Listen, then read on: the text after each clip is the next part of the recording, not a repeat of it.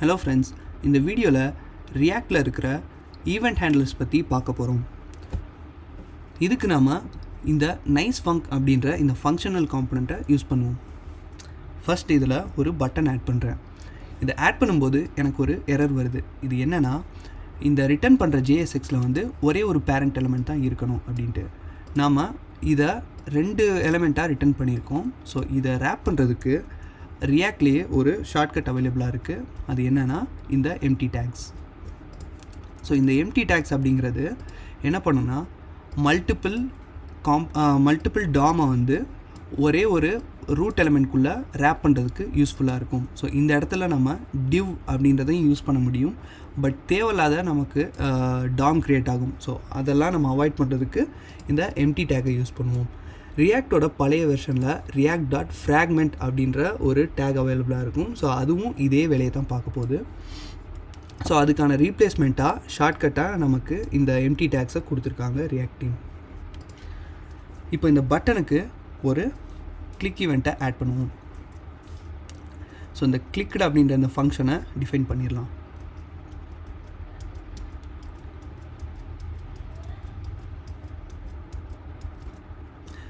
So இந்த ஃபங்க்ஷனை define பண்ணியிருக்கோம். இதுக்குள்ளே alert 1 அப்படின்னு கொடுத்துருக்கோம். இதை கிளிக் பண்ணும்போது 1 அலர்ட் ஆகுது.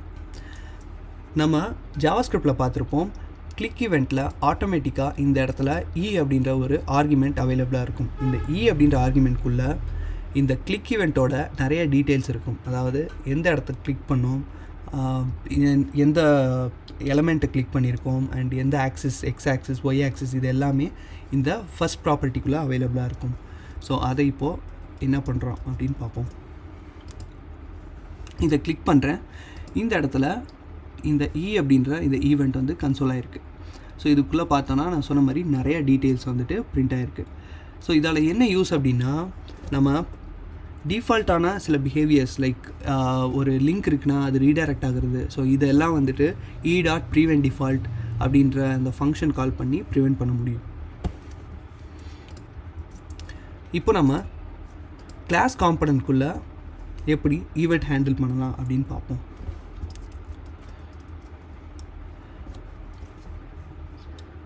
ஸோ இதில் ஒரு பட்டன் ஆட் பண்ண போகிறேன்.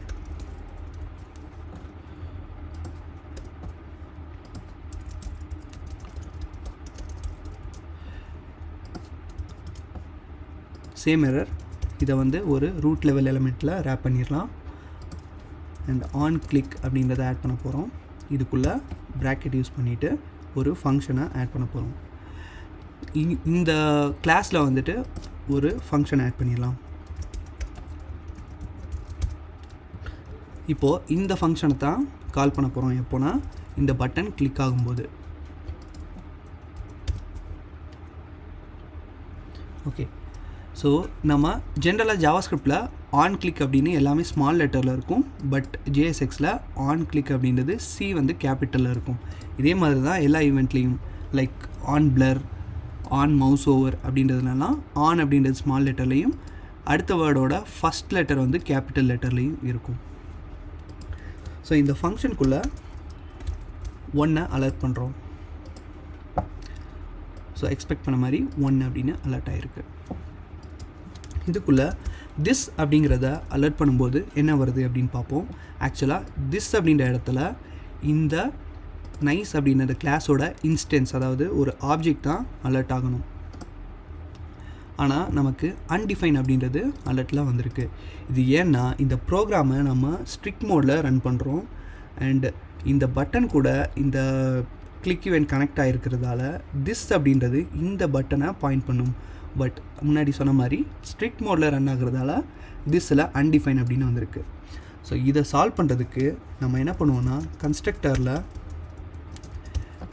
இந்த கிளிக்டு அப்படின்ற ஃபங்க்ஷன் கூட பைண்ட் பண்ணிடுவோம். எதனா இந்த கிளாஸோட இன்ஸ்டன்ஸை பைண்ட் பண்ணிடுவோம். ஸோ இந்த பைண்ட் எக்ஸ்ப்ளனேஷன் ஒரு தனி வீடியோவாக போட்டிருக்கேன். அதை போய் பார்த்தீங்கன்னா இன்னும் கிளியராக உங்களுக்கு அண்டர்ஸ்டாண்ட் ஆகும். அண்ட் இந்த இடத்துல இன்னொரு எரர் வந்திருக்கு, மஸ்ட் கால் சூப்பர் கன்ஸ்ட்ரக்டர். இது ஏன் அப்படின்னா, இந்த react.componentஐ வந்து எக்ஸ்டெண்ட் பண்ணியிருக்கோம். ஸோ எக்ஸ்டெண்ட் பண்ணும்போது நம்ம சூப்பர் அப்படிங்கிற இந்த ஃபங்க்ஷனை கன்ஸ்ட்ரக்டரில் கால் பண்ணோம் அப்படின்னா இது என்ன பண்ணுன்னா இந்த காம்பனண்ட் React.componentக்குள்ளே இருக்கிற கன்ஸ்ட்ரக்டரை இந்த சூப்பர் அப்படின்ற ஃபங்க்ஷன் இன்வோக் பண்ணும். ஸோ இப்போது ரன் பண்ணும்போது ஆப்ஜெக்ட் அப்படின்னு வந்திருக்கு. இதை நம்ம கன்சோல் பண்ணி பார்த்துடலாம். ஸோ நைஸ் அப்படிங்கிற இந்த கிளாஸோட ஆப்ஜெக்ட் வந்துட்டு இந்த இடத்துல பிரிண்ட் ஆகிருக்கு.